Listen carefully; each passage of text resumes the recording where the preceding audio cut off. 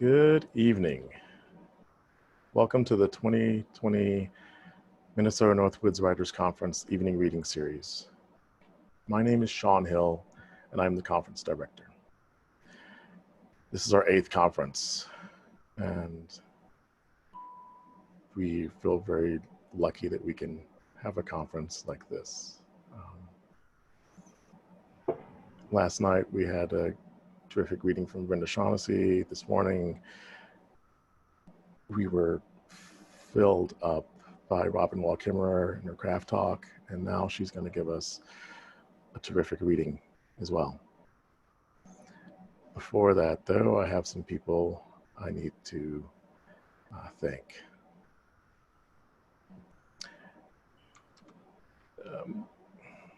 We want to thank the poets collected in the New Poets of Native Nations anthology, and Hyde Erdrich, its editor, and Grey Wolf Press for their generous donation in support of the New Poets of Native Nations Women's Scholarship. We also want to thank an anonymous past participant for their generous donation in support of the Charles W. Scrutchen Emerging Writer of Color Scholarship. This conference is supported in part by the voters of Minnesota through a grant from the Minnesota State Arts Board, thanks to a legislative appropriation from the Arts and Cultural Heritage Fund. So thank you, Minnesotans. And I want to thank Bemidji State University for its support and encouragement. We are grateful for our place in the Northwoods at Bemidji State University beside the lake known as Bemidji Gamog,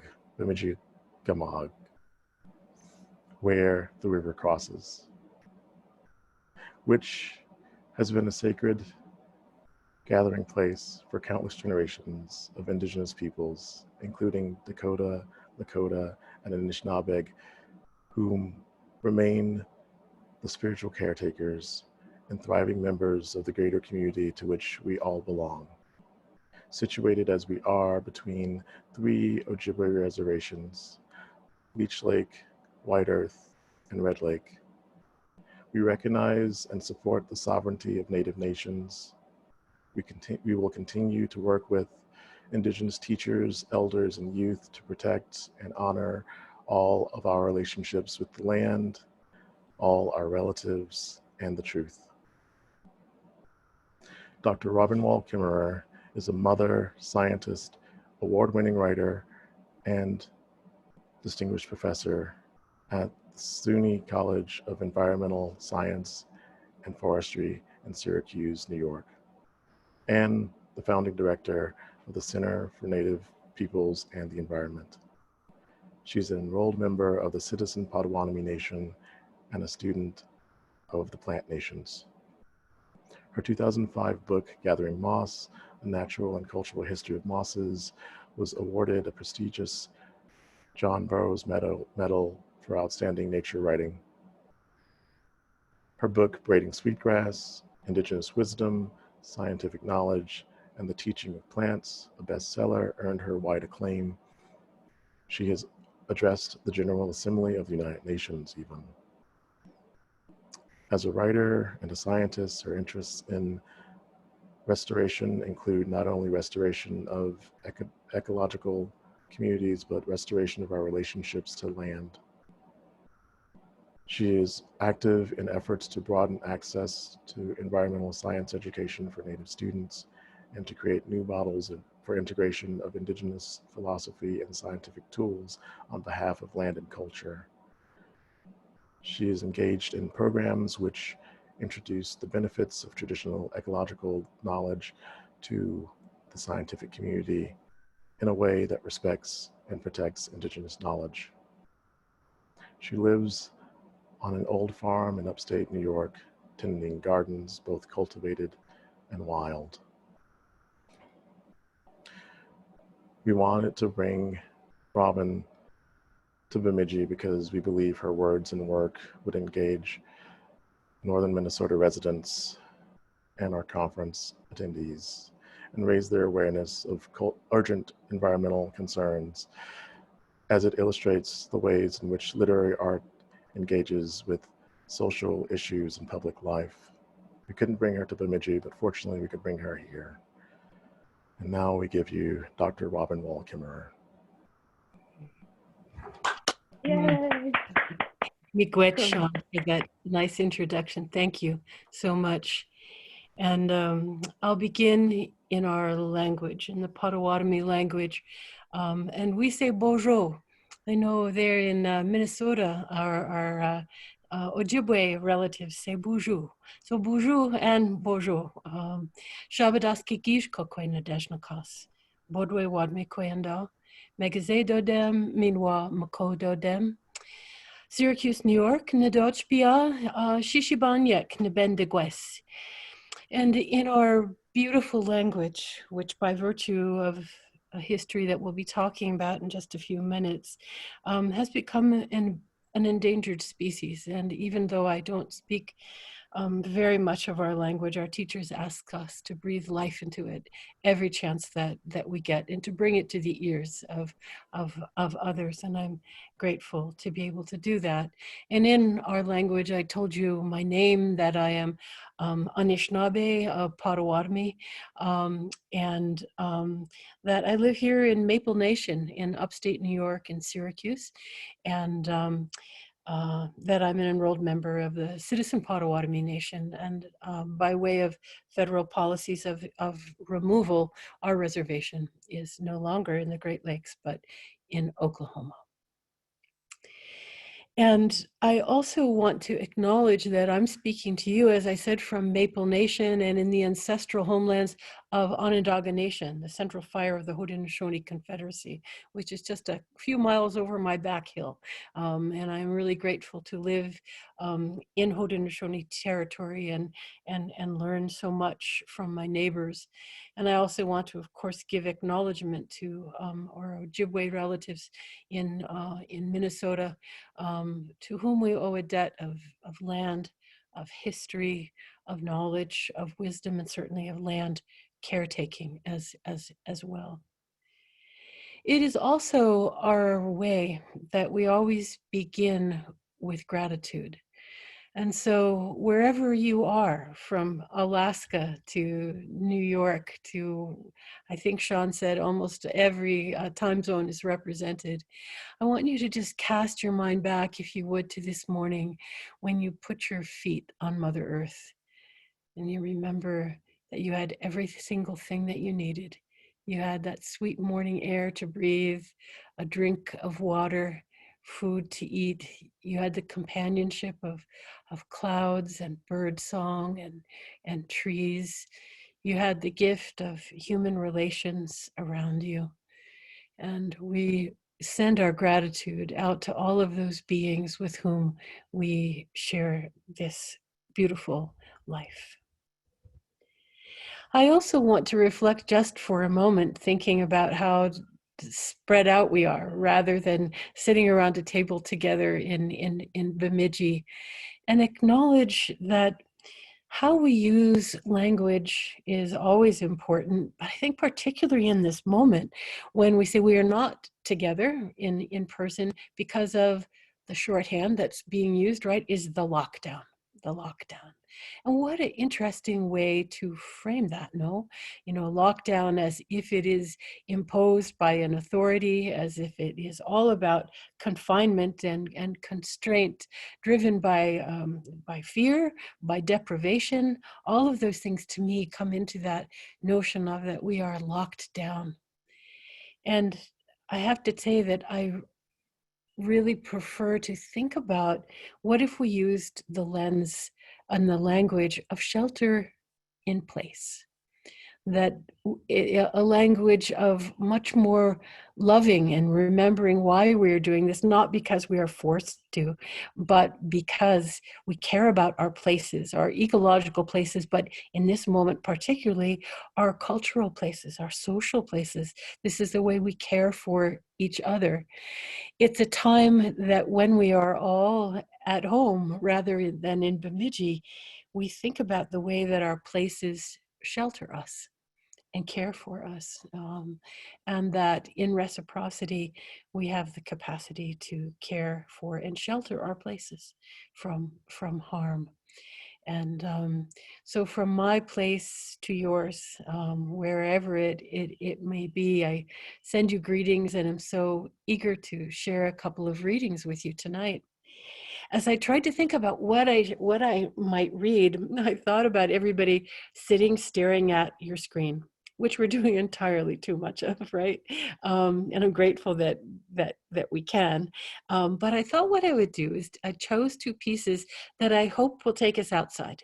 Let's go on a field trip, hopefully for kind of an immersive experience that to a couple of different places that might take us away from the reality of our screen. The first piece I'm going to read is very much an echo of this morning's craft talk, for those of you who participated in it. And it is a piece that addresses this notion of language and worldview. So, an excerpt from the chapter in Braiding Sweetgrass called The Grammar of Animacy. I come here to listen, to nestle in the curve of the roots, in the soft hollow of pine needles, to lean my bones against the column of white pine, to turn off the voice in my head until I can hear the voices outside it. I could spend a whole day listening, and a whole night, and in the morning, without my hearing it, there might be a mushroom that was not there the night before, creamy white, pushed up from the pine needle duff, out of darkness into light, still glistening with the fluid of its passage. Papoe. Listening in wild places, we witness conversation in a language not our own. I think now that it was a longing to comprehend this language that I hear in the woods which led me to science, to learn over the years to speak fluent botany, which should not, by the way, be mistaken for the language of plants. Science is a language of distance, which reduces a being to its working parts. It's a language of objects. The language we speak, however precise, is based on a profound error in grammar, which seems to me now a grave loss in translation from the native language of these shores. My first taste of that missing language was that word, Papoe.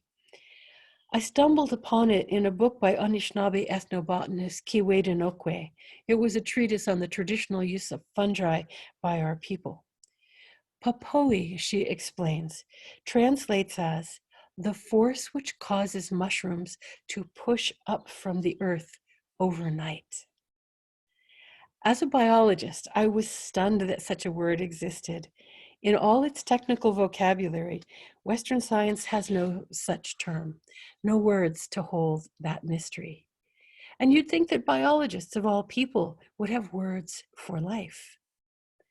But I think in scientific language, our terminology is used to define the boundaries of our knowing, and that which lies beyond our grasp often remains unnamed.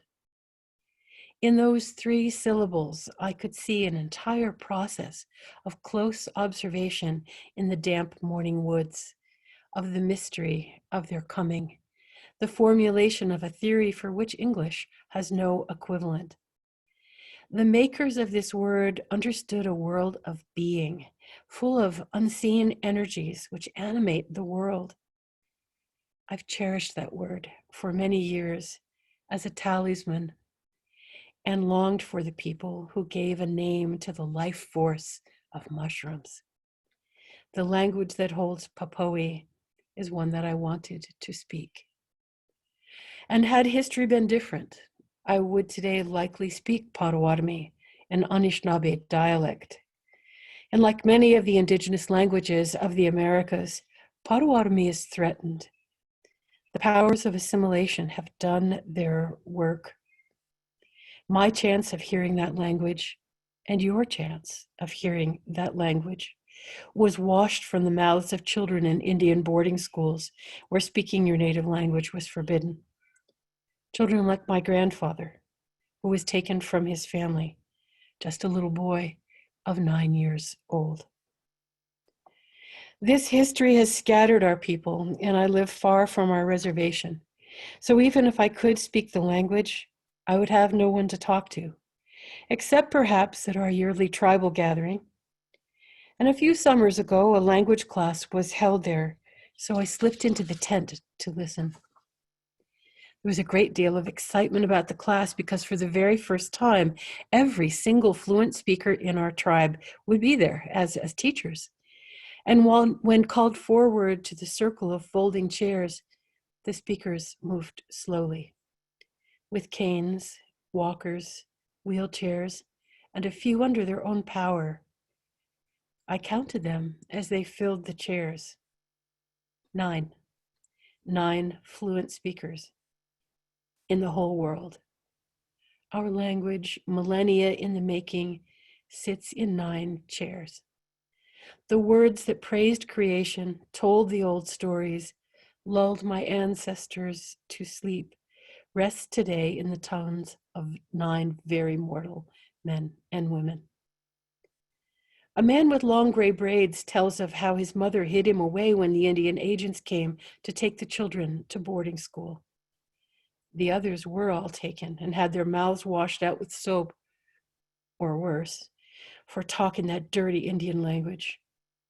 But because he alone stayed home and was raised up calling the plants and animals by the name that the Creator gave them, he's here today, a carrier of the language. The engines of assimilation worked well. The speaker's eyes blaze as he tells us, "We're the end of the road," he says. "We are all that's left. If you young people do not learn, the language will die. The missionaries and the US government will have their victory at last." A great-grandmother from the circle pushes her walker up close to the microphone. "It's not just the words that will be lost," she says. "The language is the heart of our culture. It holds our thoughts, our ways of seeing the world. It's too beautiful for English to explain." I thought of Papoe. Jim Thunder, the youngest of the speakers, at 75, spoke only in Potawatomi. He began solemnly, but as he warmed to his subject, his voice lifted like a breeze in the birch trees, and his hands began to tell the story, holding us all wrapped and silent, although hardly anyone understood a single word. He paused as if reaching the climax of his story, and he looked out at the audience with a twinkle of expectation. And one of the grandmas behind him covered her mouth in a giggle, and his stern face suddenly broke into a smile as big and sweet as a cracked watermelon. He bent over laughing. The grandmas dabbed away tears, holding their sides while the rest of us just looked on. And when the laughter had subsided, he spoke now in English. What will happen to a joke when no one can hear it anymore? How lonely those words will be. Where will they go? Off to join the stories that can never be told again. So now, my house is spangled with Post-it notes in another language, as if I was studying for a trip abroad. But I'm not. I'm coming home. "Napisha Eshayen?" asked the little yellow sticky note on my back door. My hands are full and the car's running, but I switch my bag to the other hip and pause long enough to respond. "Odanik, Nadejia." I'm going to town. And so I do.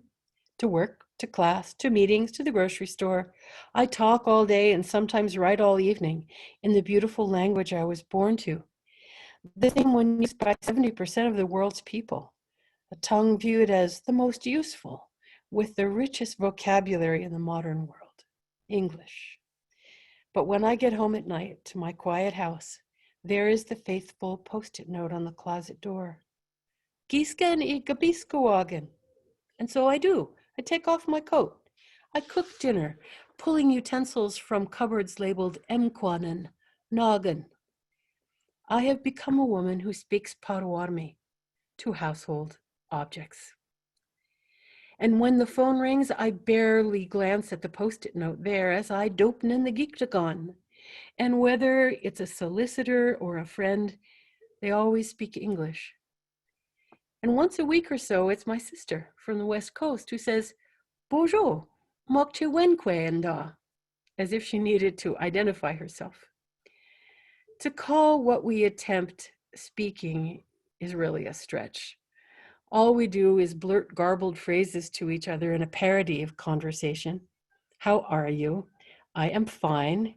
Go to town. See bird. Red. Fry bread good. We sound like Tonto's side of the Hollywood dialogue with the Lone Ranger. Me try talk good Indian way. On the rare occasion that we can actually string together a halfway coherent thought, we freely insert high school Spanish words to fill in the gaps, making a language that we call Spanotomy. And many nights when I should be grading papers or paying bills, I'm at the computer running through online Potawatomi language drills. After months, I have mastered the kindergarten vocabulary and can confidently match the pictures of animals to their native names. It reminds me of reading picture books to my children. Can you point to the squirrel? Where is the bunny? All the while I'm telling myself I really don't have time for this. The simple phrases I'm learning, though, are perfect for my dog. Sit, eat, come here, be quiet. But since she scarcely responds to these commands in English, I'm reluctant to try and train her to be bilingual. And once an admiring student asked me if I spoke my native language, I was tempted to say, oh yes, we speak Potawatomi at home. Me, the dog, and the post-it notes. Our teachers tell us not to be discouraged. He thanks us every time a word is spoken. He thanks us for breathing life into the language. But I have no one to talk to, I complain. None of us do, he reassures me, but someday we will. So I dutifully learn vocabulary, but find it hard to see the heart of our culture in translating bed and sink into Potawatomi. I found learning nouns to be pretty easy. After all, I'd learned thousands of botanical Latin names and scientific terms in my life. I reasoned that this would not be too much different. It's just a one-for-one substitution, a job of memorization. And English is a noun-based language, somehow appropriate to a culture so obsessed with things. Really speaking, of course, requires verbs. And here is where my kindergarten proficiency at naming things leaves off. Only 30% of English words are verbs, but in Potawatomi, the proportion is close to 70%, which means 70% of the words have to be conjugated, and 70% have different tenses and cases to be mastered. We know European languages often assign gender to nouns, right? So that one has to learn la mesa and el perro. Potawatomi does not divide the world in this way into masculine and feminine, but into animate and inanimate. You hear a person with a completely different word than you hear an airplane. It's very complicated. In frustration, I think to myself, no wonder there are only 9 speakers left. I'm trying, I really am, but this complexity makes my head hurt and my ear can barely distinguish between words that mean completely different things. One teacher reassures us that this will come with practice, but another one of the elders concedes that these close similarities are inherent in the language. He reminds us that the Creator meant for us to laugh, so people deliberately built humor into the syntax, so that a small slip of the tongue might convert, "We need more firewood," to "Why don't you take off your clothes?"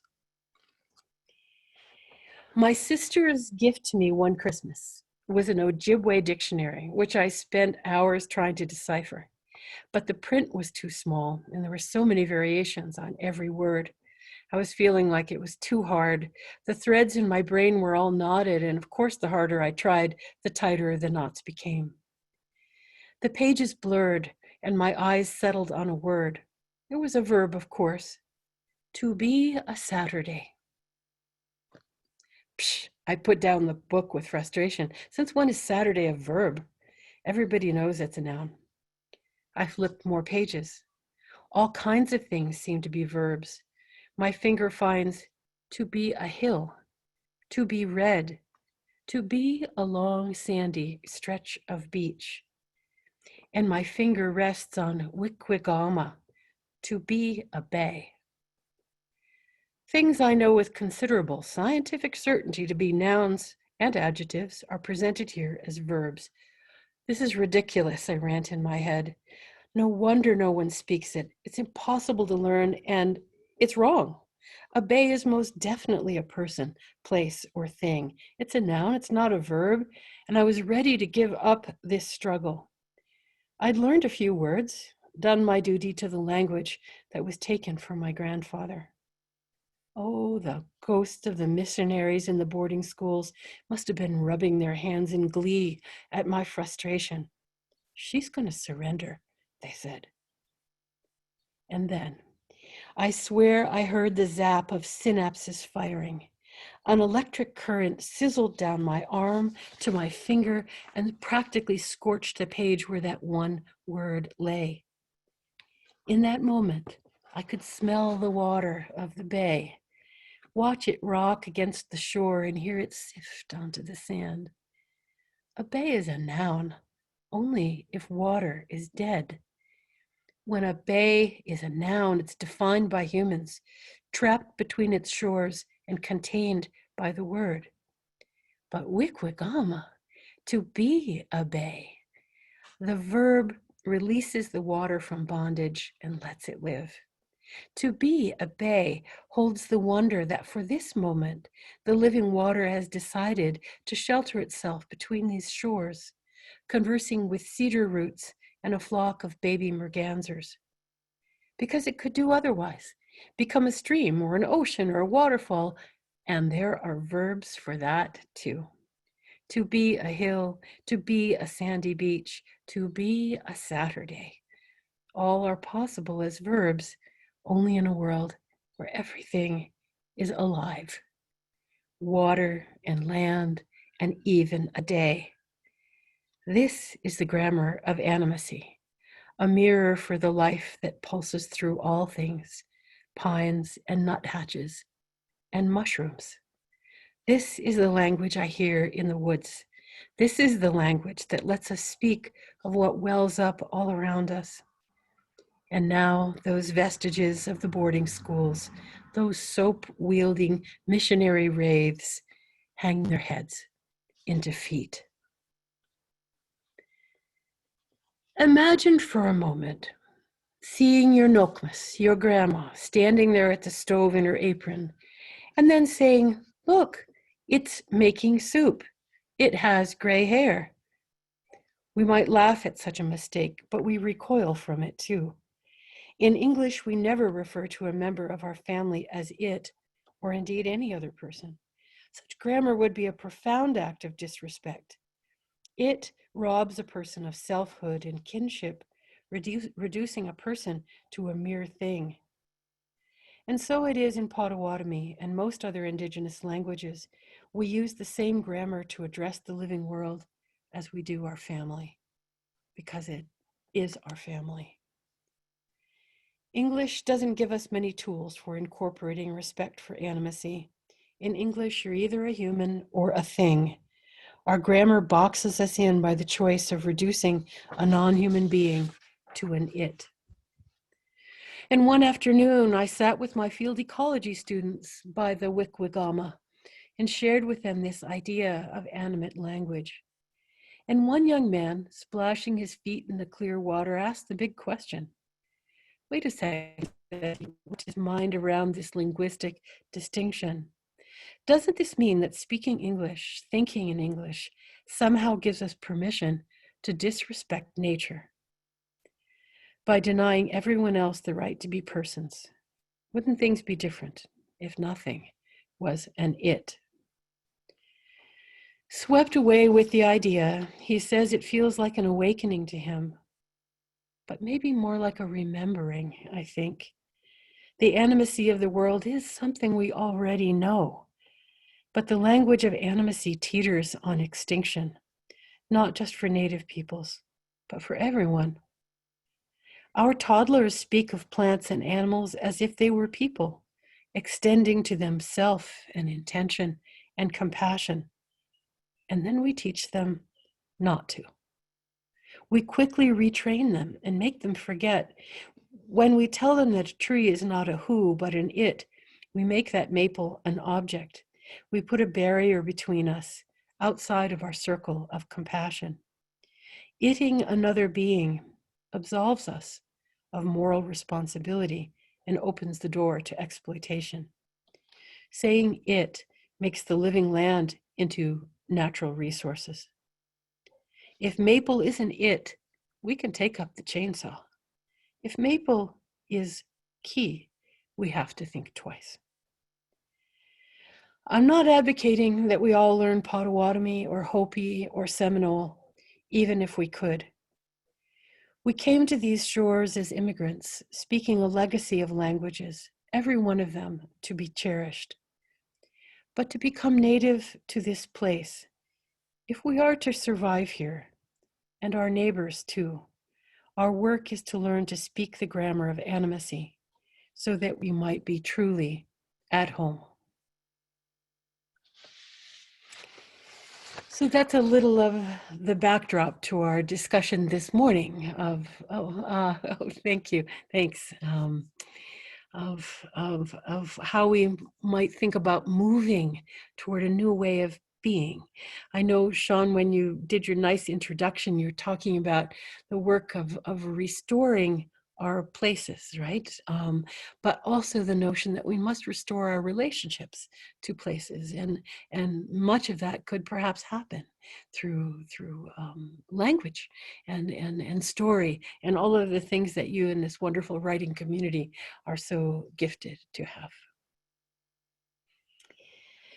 So, as I began thinking again about what might I share with you that evokes both the Upper Midwest and the Great Lakes, and speaks to this way in which storytelling and narratives have power in transforming dialogue for justice for people and justice for land.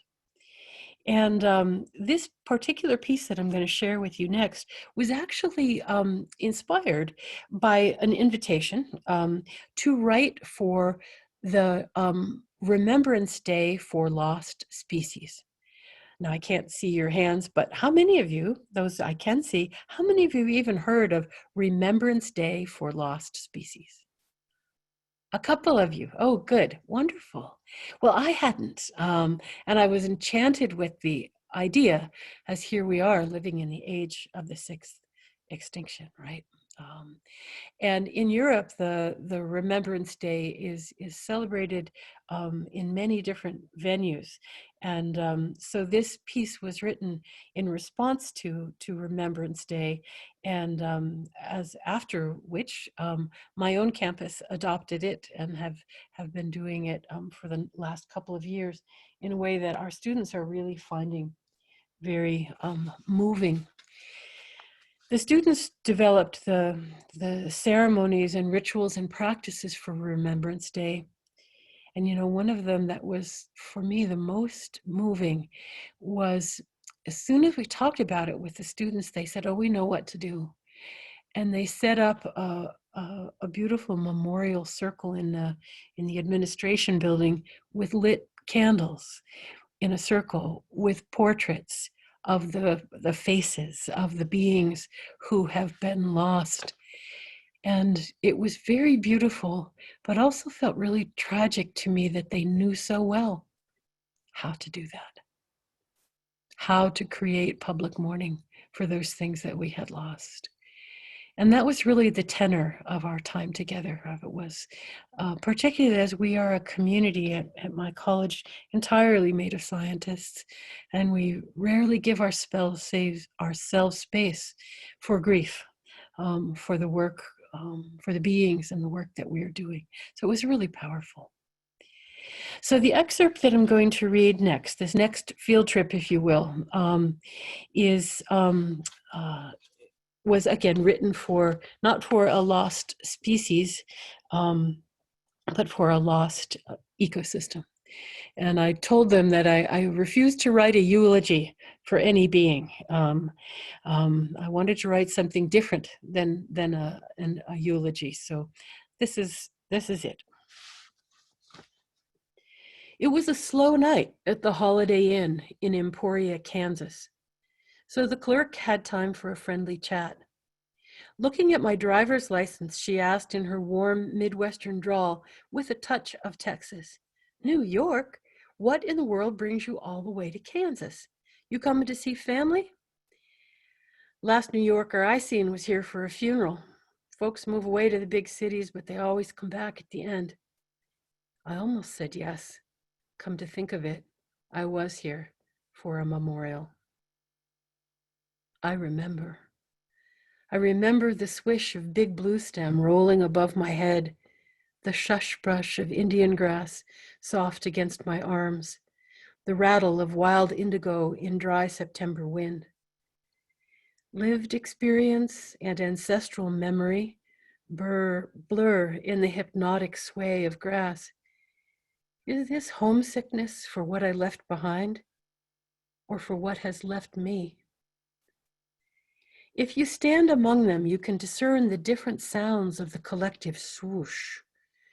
Stems clack together at the base.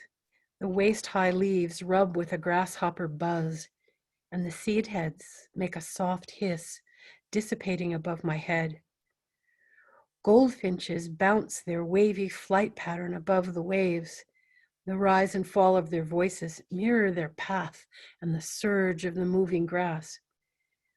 The sound of the prairie is like the inhale and the exhale of the land itself.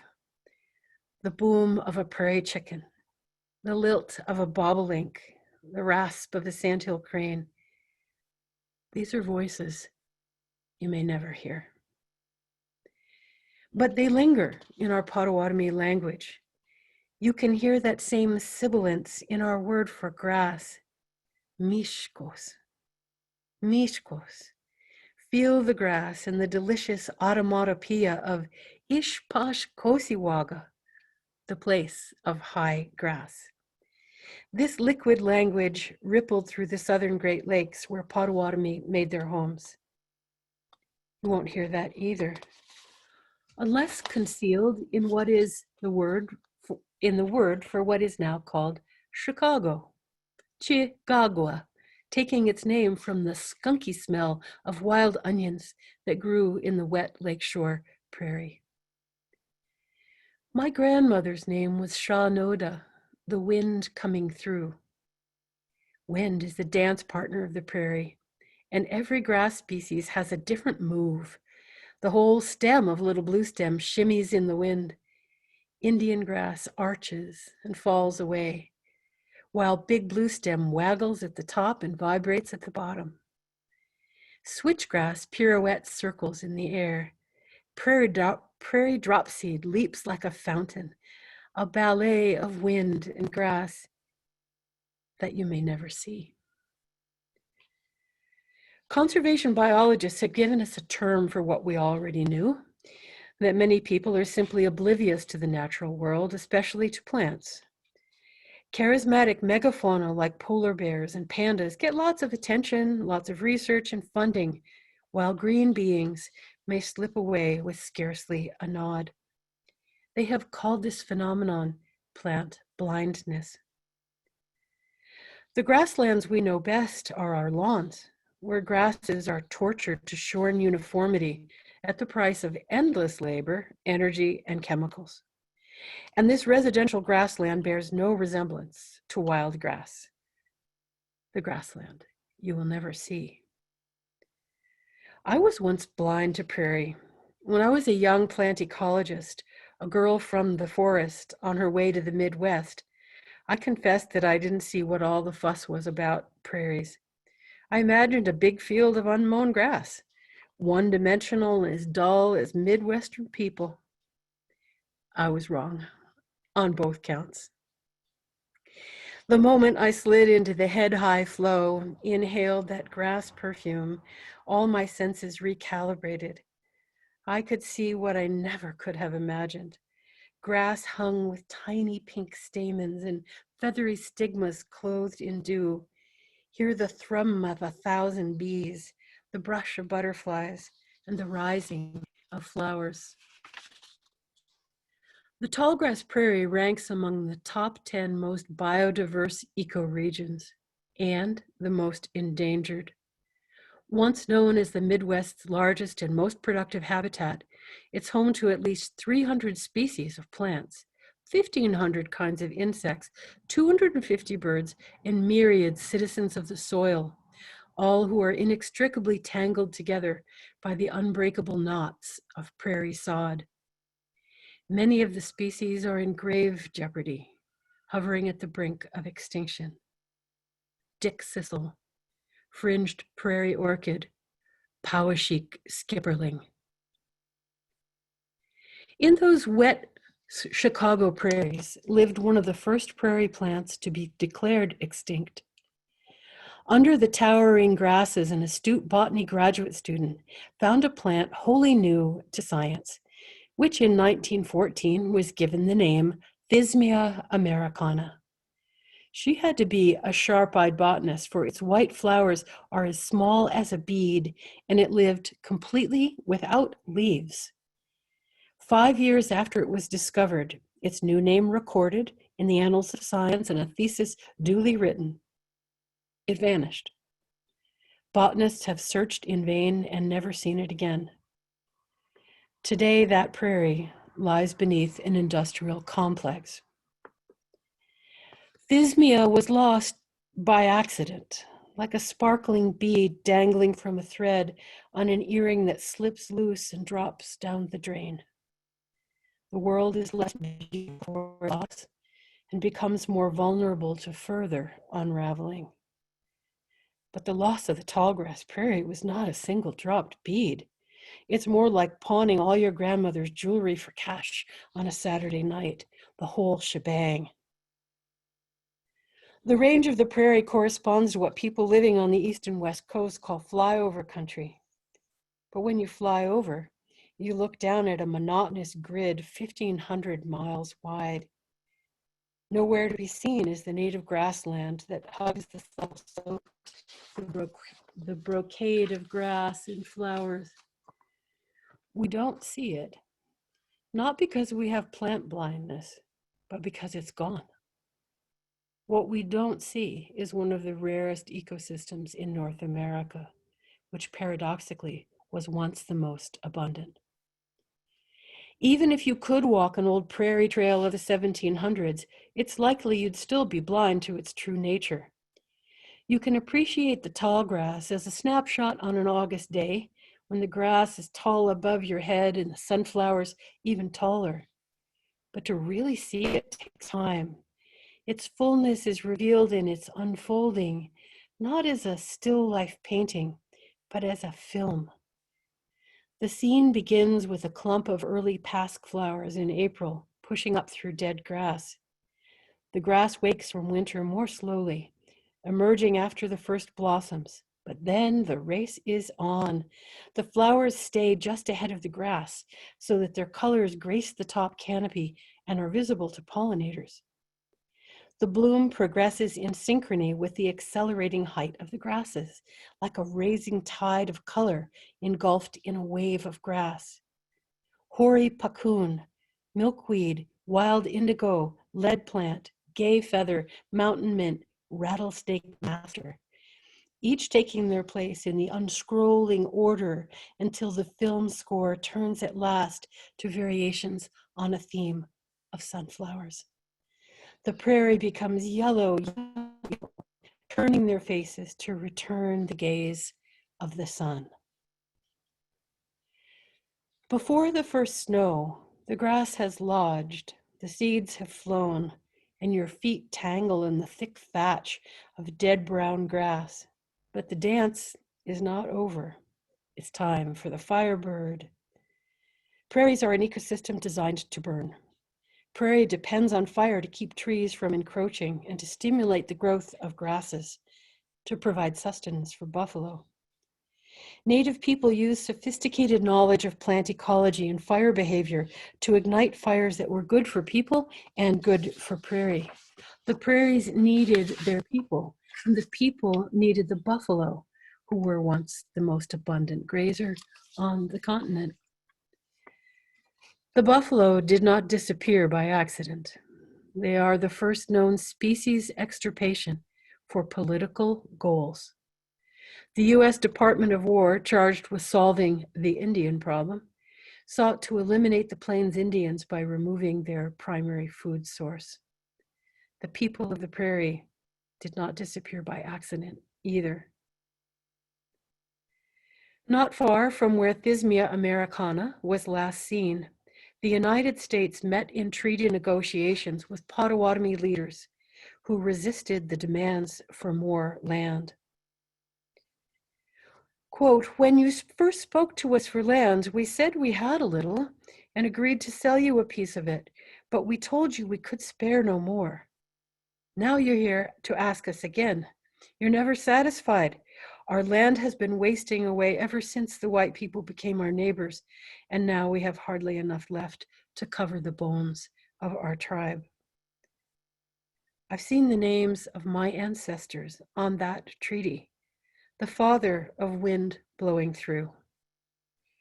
Just 12 years later, 1833, in the Second Treaty of Chicago, the Potawatomi were forced to cede all of their remaining homelands and be removed to unspecified lands west of the Mississippi.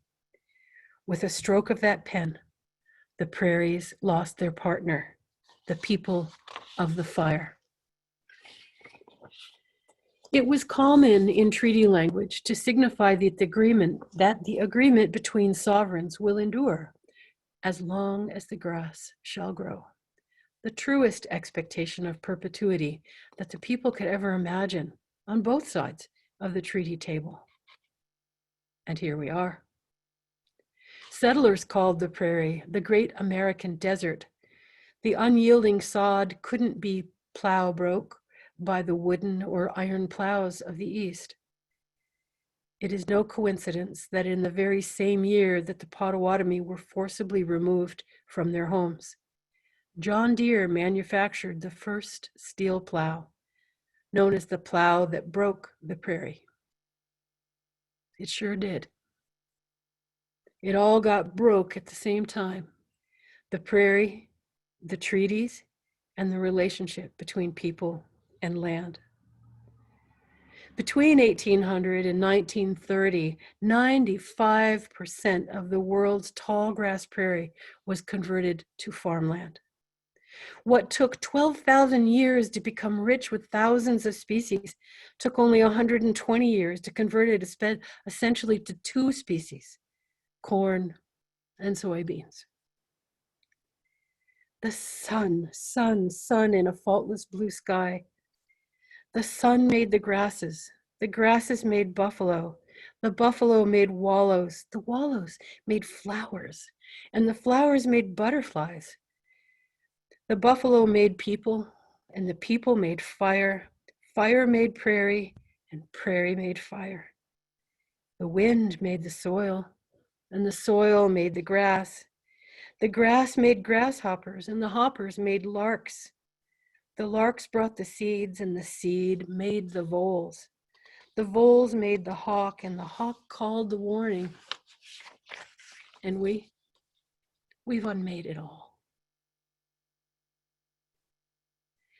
I've seen many remnants of tallgrass prairie and cherished every one, but almost always I could hear traffic nearby and see where the flowers ended and the corn began, or the housing development. I'd seen it small, but I'd never seen it big and wide and free.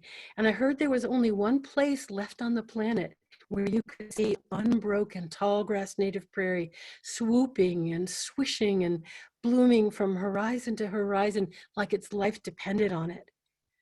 And so I went on a pilgrimage of sorts to the Flint Hills of Kansas. Prairies on deep, rich soils were all lost to corn. So the last big parcels are on soil that was too thin or too steep to plow, like the Flint Hills. After the Treaty of Chicago, the Potawatomi were marched away at gunpoint to Kansas. My grandmother, Wind Coming Through, who was born in Great Lakes Prairie, is buried not far from here. Prairies and their original people have this in common. They exist today on land no one else wanted. The National Tallgrass Preserve is a collaboration between the National Park Service and the Nature Conservancy.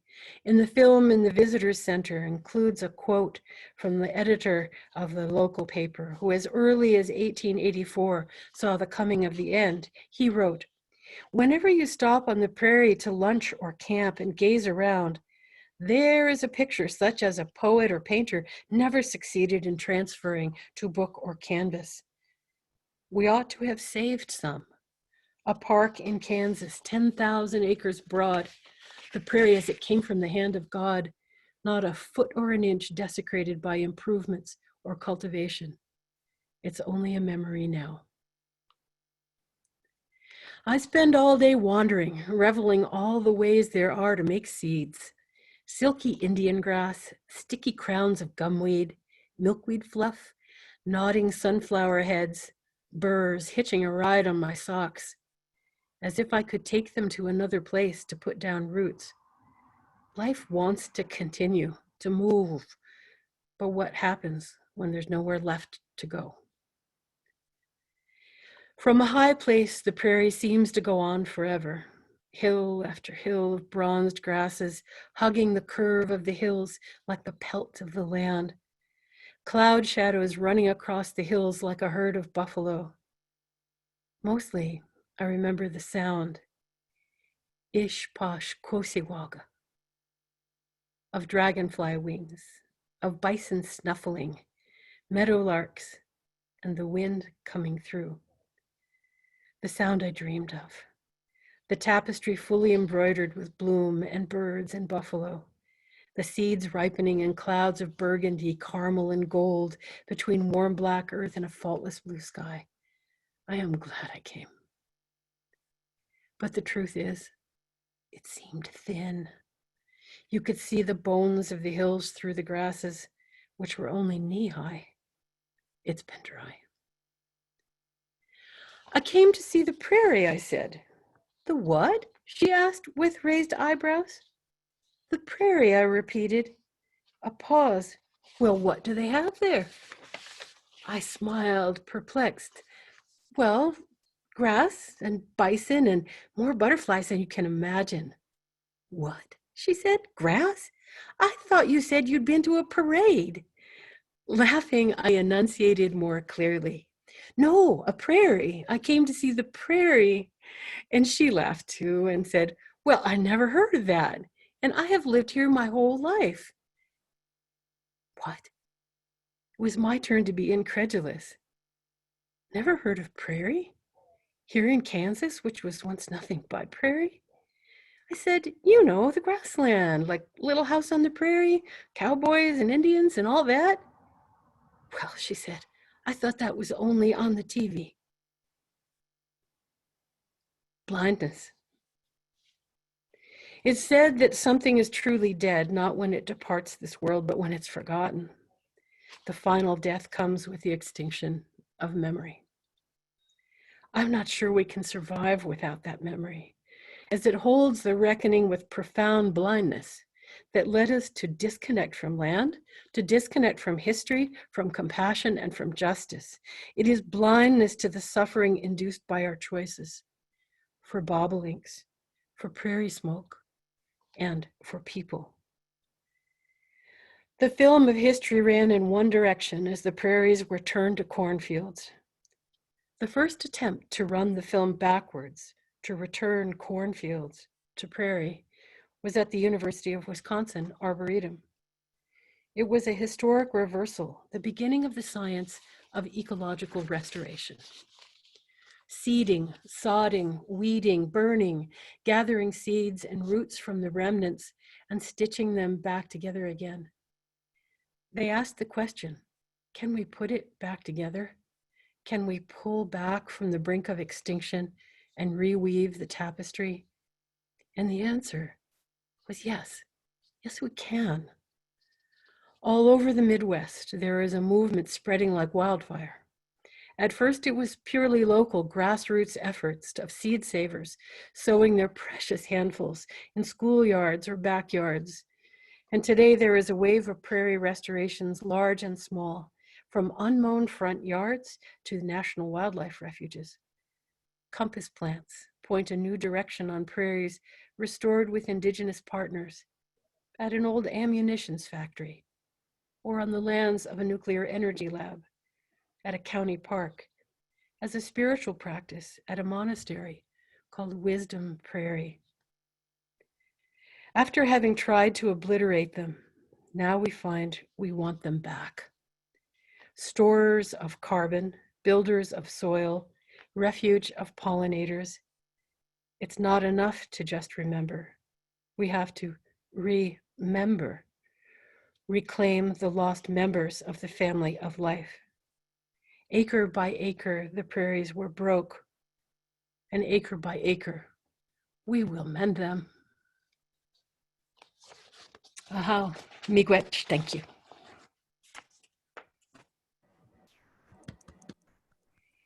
Thanks, folks. Thank you, Robin. Thanks for listening. Yeah. So now we have some time for some questions. Sarah Dennison, our conference administrator, and I will moderate questions that are placed in the Q&A. All right. Don't give me any hard ones. Or Mimi, you may ask your question if you unmute yourself. I'm here in St. Paul, and there are some prairie restorations of large and small, as you refer to. But do you think, I mean, is there a trend, national or a movement? Are they linking up? Is there like where habitat where animals can actually move from restored prairie to restored prairie? Is it happening? It's a great question. I couldn't speak to the situation in Minnesota in specific, but yes, certainly the prairie is highly fragmented in these restored patches, but there are moves to create landscape corridors for connectivity, both for animals and for plants. The extent to which they have been connected in large habitat pieces that really sort of prevent functional extinction, it's beginning. It's beginning, but the beauty of that is that all of the little pieces that people from many different approaches have put together can eventually coalesce. One hopes.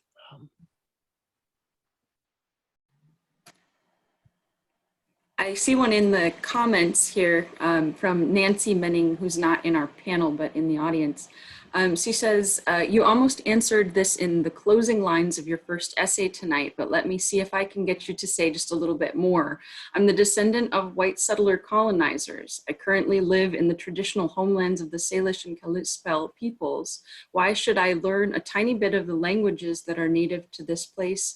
Should I, what is the appropriate intention? Something other than yet another appropriation might underlay my language study.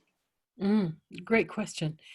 And there's so much wrapped up in there. First of all, I want to say that in the perhaps ambiguous ending at that essay, I'm not calling for settlers to learn native language, but to learn the principles behind that language of truly being in place and respect for those places.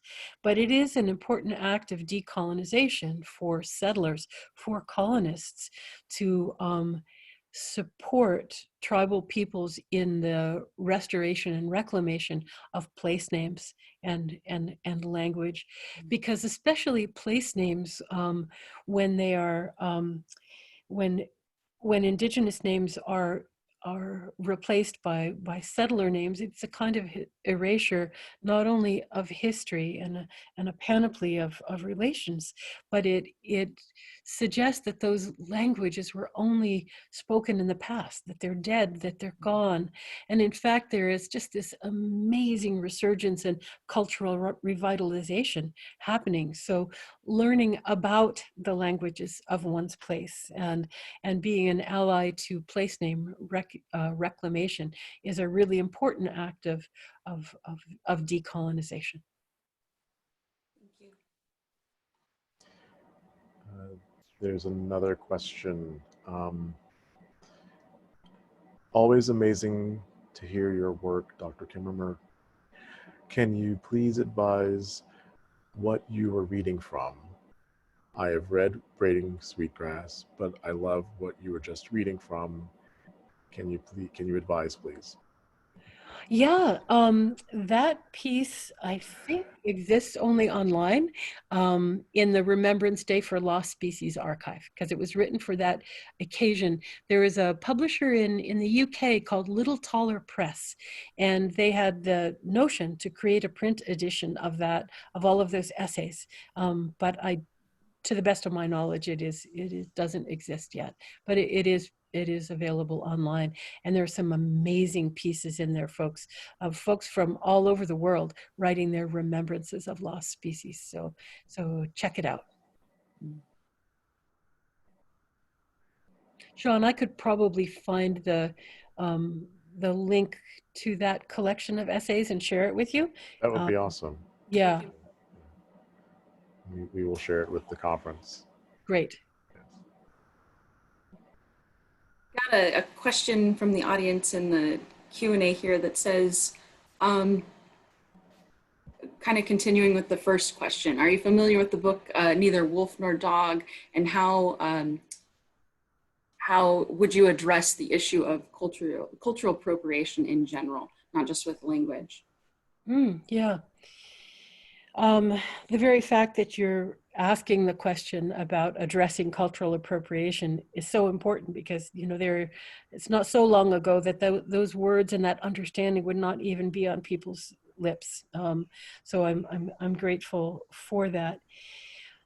One of the places that I feel particularly sensitive about cultural appropriation is when in settler society, well, I won't even just say settler society. We humans, we want to belong. We want to belong to place. We want to celebrate each other. We want to celebrate place. And one of the most common and to me most troubling areas of cultural appropriation is in ceremonial language and ceremonial practice.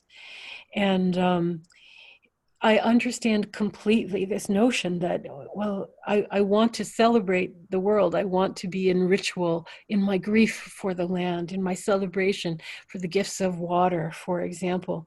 And the only way I know to do that is to borrow from native culture, people will say. But what I try to express is that not only is that egregious cultural appropriation, but is it the right ceremony? Are you really celebrating your relationship with place and your love for place or your grief for place if you're taking somebody else's words to do it? Make your own ceremony. Create a ritual. That's where ritual and ceremony comes from. It comes from heart. It comes from engagement with place, authentic engagement with place. And then one creates your own relationship with place that's grounded in cultural context. Lots to say about that. I'm thinking about ceremonies that I have been at where the ceremony leaders, for example, something happened, they weren't able to join us. So here are all these assorted Potawatomis waiting for the ceremony to happen. And protocol is that you wait for the people of that place to do ceremony. You don't appropriate their role. And yet the sun was coming up. And our job as people is to give gratitude to the sun and for that new day that was coming. And so we're all thinking, well, what should we do? Do we violate protocol? We began whispering to each other, well, do you know that song? Do you know this piece? Do you know this part? And everybody had a little piece of it. And we said, the sun is coming up. Our first responsibility is for gratitude. We're going to do this. And was it right? Was it, exactly the way the elders in that community might have done it? Of course not. But it was one of the most beautiful ceremonies I've ever been at. Imperfect as it was, because it was so real. It came from people's love of our culture and saying we need to do this together. So the ceremony, making the ceremony is a sacred act. Taking a ceremony is a heinous act, but making it is beautiful. I know this is a long answer, but I'll also say that not long ago I was giving a talk at Union Theological Seminary, and this question came up, and it always comes up because it's so important. So they're in a divinity school. The comment was made, well, we don't have ceremonies for grieving for the earth. We don't have ceremonies for saying I'm sorry for what we have done. And I said, well, this is a divinity school. Isn't this your job? Isn't this what you do? And the very next semester, one of the professors there, wonderful, wonderful activist scholar, created a whole new class in creating earth liturgies for the denominations served by Union. And they were brilliant and beautiful and authentic. They weren't appropriated, they were created. And I think that's where the transformation happens. Scott, did you have a question? You should unmute yourself.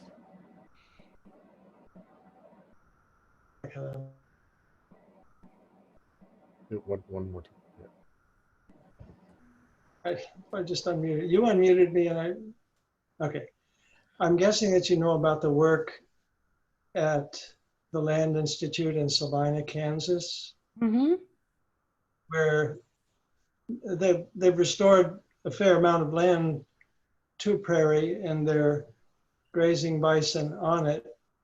But more fundamentally, they're seeking a bridge between traditional industrial agriculture, not just industrial agriculture, but plow agriculture that is in the practice since for the last 10,000 years, by studying the prairie and how the prairie produces food, which is not monoculture, it's not with annual culture. But could you say a little bit about the effort of scientists, Wes Jackson being the key figure there, of scientists to learn from the prairie about how we can provide food for humans while respecting the ecological processes that in that region have historically created this wonderfully fertile biome. Yeah. Well, really, Scott, I think you just captured it so beautifully.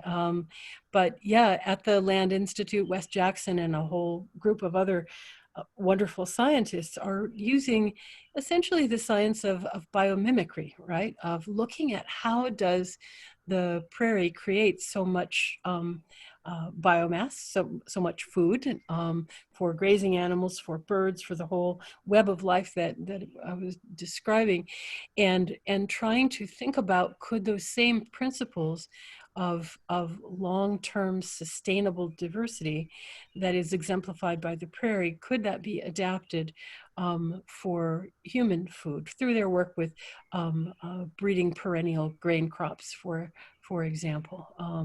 So they're trying to think about ways in which you think about I guess I want to talk about carbon sequestration, because when we think about the plant-based solutions to taking carbon dioxide out of the atmosphere, we think about tree biomass, forest biomass as a really important element of that, but prairies as well. Grasslands just store vast amounts of underground carbon and build soil rather than depleting it. It really is the film running in reverse when you make a prairie as opposed to degrading that prairie. And so, yeah, I applaud the efforts of folks at the Land Institute and elsewhere who are really taking seriously this idea of learning from nature and trying to create I guess I would call them new novel cultural landscapes that have the same kinds of ecosystem functions and a redirect of that biomass to feed people. So thanks for bringing that up. It's a wonderful example.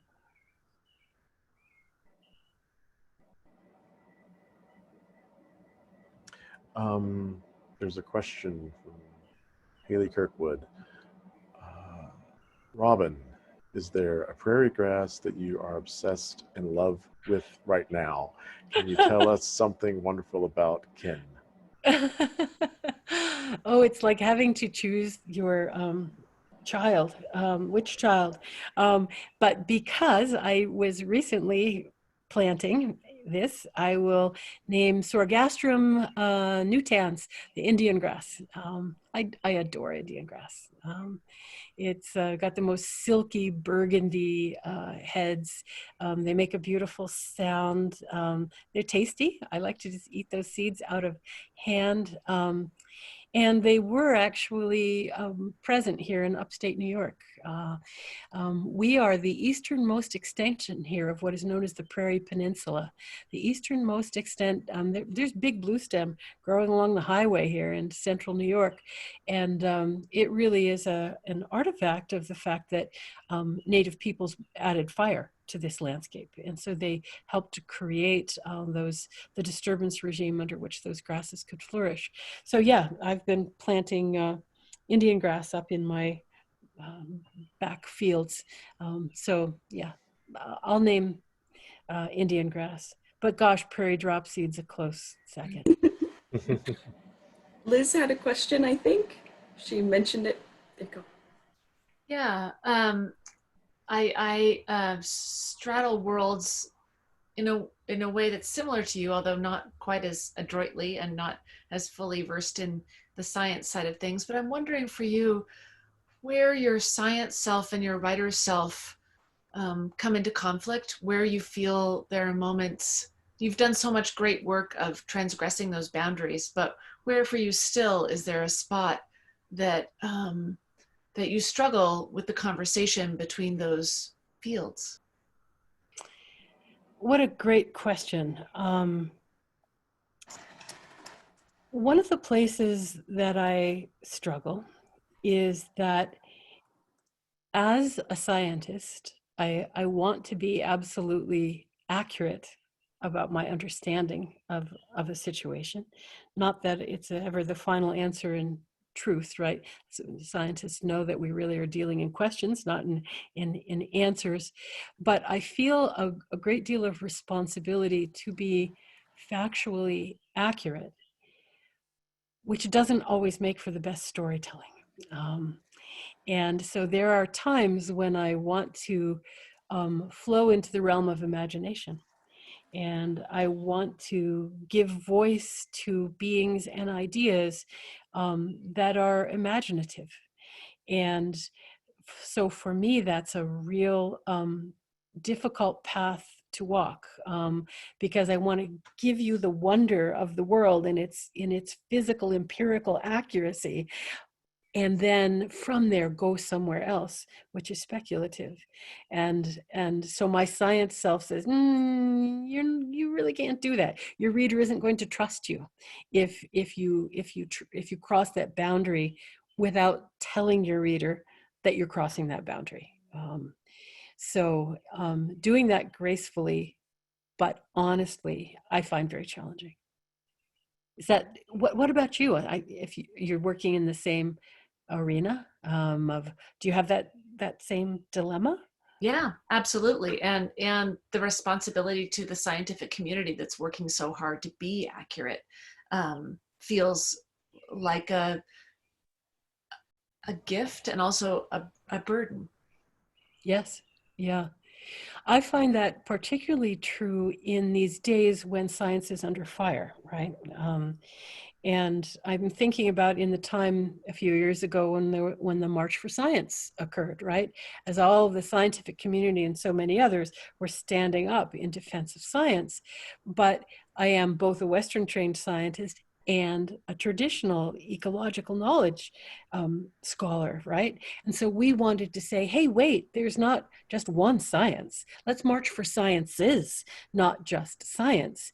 But in some minds, that was held as undermining science, saying, "Oh well, you know, any old kind of science." People were saying should be acceptable here. Is that what you're saying? And I think, no, that is not what I'm saying.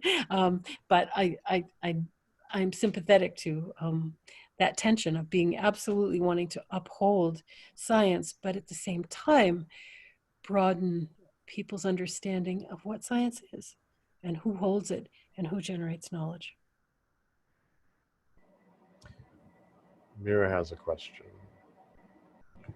Hi, Robin. Thank you so much. This has been such a lovely day to have you start and finish the day with all this generative thought. I'm curious, when you were saying about trying to, again, shifting language from lockdown to shelter in place, like right now something is happening globally in a way that is could be transformative. And I just wanted to hear from you what, if we could have new imaginings of what that world might look like, what you're thinking about now in terms of imagining new futures, if this is really a reset button on some level. Yeah, it is. It feels like it is a really important time for potential transformations, right? And we had to be able to imagine and then to work toward the new way of being that we all, that many of us desperately want. I think I've been thinking a lot about this. I would focus on one piece. Let me say this, that an essay I've been working on lately, not ready for prime time, is called The Unacknowledged Grief of Chestnuts. You know, it was more than a century ago now, that the chestnuts were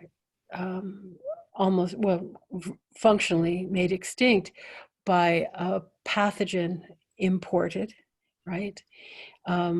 Their elders were at risk. Their young folks were at risk. A whole web of relationships was lost as those chestnuts fell. And we might, as human people, acknowledge that we miss having chestnuts roasting on an open fire, or we might miss what chestnuts gave us. But what about the grief of chestnuts? To ask that question brings us to a place of the acknowledgement of the vulnerability of the living world. That we, in this, I want to say, which moment, in the moment focused on pandemic, let's say, we feel exquisitely our vulnerability to the biological reality of the world, and that we are vulnerable. We're trying to figure out, where are we going to get our food? How will we live? Who can we be with? Where can we go? All of these questions we are facing. These are the very existential questions that we put on all of our kinfolk, on all of the living world. And so there's, for me, this hope in writing about the grief of chestnuts, is that could we use this understanding of our vulnerability to create this broader sense of ecological compassion. From ecological compassion, I think so much else can flow in the realm of justice for land, justice for people, a different economy. So to me, that's a place where I feel a lot of activity and hope around this expanded sense of compassion. Thank you. Renee has a question. Thank you so much for being with us. This has been really nourishing. I think my question was about this moment. A lot of people are talking about imagining alternative cosmologies, new worlds that we can create. And you talked a lot about alternative grammar and how that's integral into how we're seeing ourselves as participants in the world. And I'm wondering if there are any other possibilities or reimaginings beyond grammar that you think could be kind of action steps that we can take to new possibilities. Yeah. Again, there are so many that are bubbling up, but I think the path I would choose to answer your question is a direct outgrowth of this notion of a grammar of animacy that does have legs in the world. This idea of the grammar of animacy is underpinned by this notion of the personhood of living beings, right? That they're not objects, they're people, they're persons. And this is being expressed, as perhaps many of you are aware and maybe involved with the rights of nature movement. That we could finally say in this country that you know, in the United States, who gets to be a person? You and me, and corporations. Corporations get to be persons, but wood thrushes don't, and rivers don't. What's wrong with this picture? And so the rights of nature movement, which grants and has granted around the world, created new systems of jurisprudence to give rights to nature, to recognize the personhood of nature, is, I think, a very exciting new paradigm that is catching fire from, you know, it's in India, in Brazil, in New Zealand. The Wanganui River is, you know, can speak for itself now as a person. So that, I think, is something that I'm really trying to devote energy to. And I guess I also want to say that notion of personhood for rivers, let's say, personhood for mountains and so forth, is all undermining this notion of human exceptionalism, right? That idea we talked about this morning of human beings at the top and everybody else below is property or lesser than. That notion of human exceptionalism is engendered by the same worldview that creates white exceptionalism, that creates nationalism. It's othering. It's a failure to recognize kinship. And so this idea of the personhood of all beings is inextricably tied to issues of justice as well.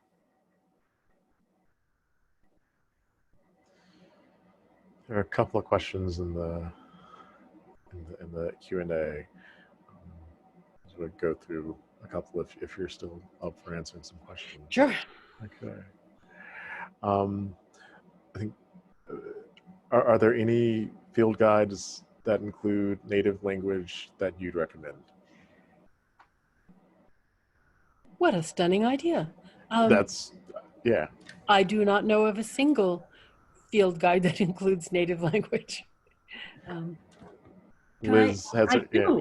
I had the great fortune of working, I had the great fortune of working several seasons in the Canadian Arctic, and there are a lot of guidebooks from Nunavut, in particular from the Canadian Arctic, that are bilingual with the Inuktitut and English and in some cases French, but that foreground traditional ways of knowing and relationships to animals, plants, and beings.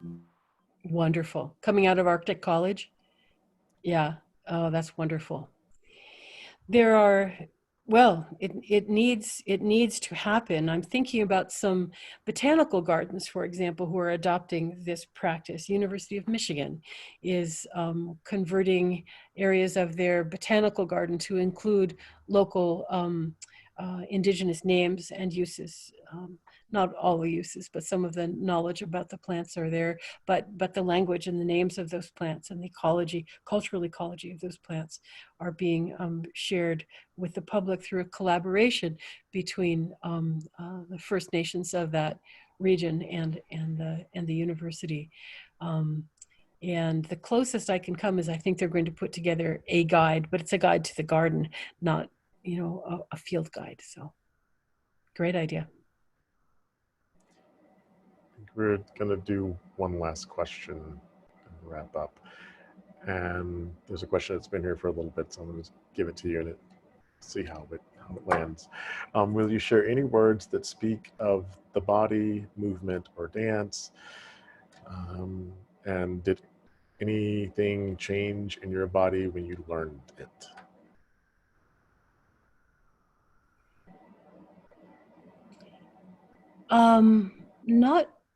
Not in dance, no. But I mean, if the question is, you know, that important knowledge that the body gives us, I think the place that I feel that most acutely is when I'm in the water. Where one is literally submerged in another medium, and it gives you an opportunity to sense the world in a whole new way. So that would be my experience of that, if I understand the question right. Thank you. Oh, I think we the gallery can unmute ourselves and give Robin Kimmerer a round of applause. Thank you, friends. Yay.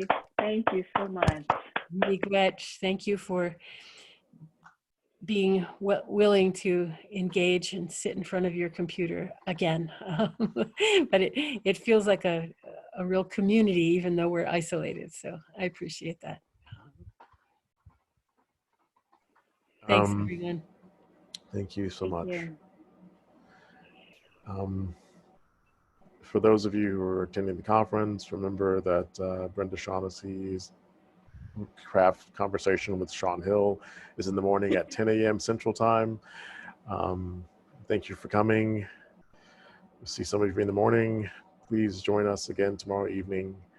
Have a good night.